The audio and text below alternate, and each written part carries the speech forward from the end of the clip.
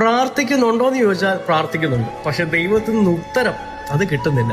വേറൊന്നുമില്ല കേട്ടോ, വചനം കൃത്യമായിട്ട് നമ്മളെ പഠിപ്പിച്ചു തരുന്നുണ്ട്. യാക്കോബിന്റെ പുസ്തകം 1-ാം അധ്യായം 5, 6, 7 5-ാം വാക്യത്തിൽ ഇങ്ങനെ പറയുന്നു: നിങ്ങളിൽ ഒരുവന് ജ്ഞാനം കുറവാണെങ്കിൽ ദൈവത്തോട് ചോദിക്കാം, ദൈവം തരും. 6-ാം വാക്യത്തിൽ പറയുന്നു: നിങ്ങൾ ചോദിക്കുമ്പോൾ സംശയത്തോടും വിശ്വാസക്കുറവോടും ചോദിക്കരുതെന്ന്. അങ്ങനെ സംശയത്തോടെ ചോദിച്ചാൽ അവൻ എങ്ങനെയാണെന്നാണോ, അവൻ കാറ്റടിക്കുന്ന കടൽ തിരക്ക് തുല്യനാണെന്ന്. 7-ാം വാക്യവാ എന്നെ ഞെട്ടിച്ചത്. അങ്ങനെ സംശയത്തോടെ ചോദിച്ചാൽ ആ മനുഷ്യൻ ദൈവത്തിൽ നിന്ന് എന്തെങ്കിലും കിട്ടുമെന്ന് നിരൂപിക്കുകയേ ചെയ്യരുത്. ഏതാണ്ട് ഇതൊക്കെ തന്നെയാണ് നമ്മളും കാണിക്കുന്നത്. പ്രാർത്ഥിക്കാൻ ഇരിക്കുമ്പോൾ ഭയങ്കര വിശ്വാസവും പ്രത്യാശയും, പക്ഷെ പ്രാർത്ഥനയിൽ നിന്ന് എഴുന്നേൽക്കുമ്പോൾ നമ്മൾ പിന്നെയും ചോദിക്കും എന്തുവാ എന്നുള്ളത്.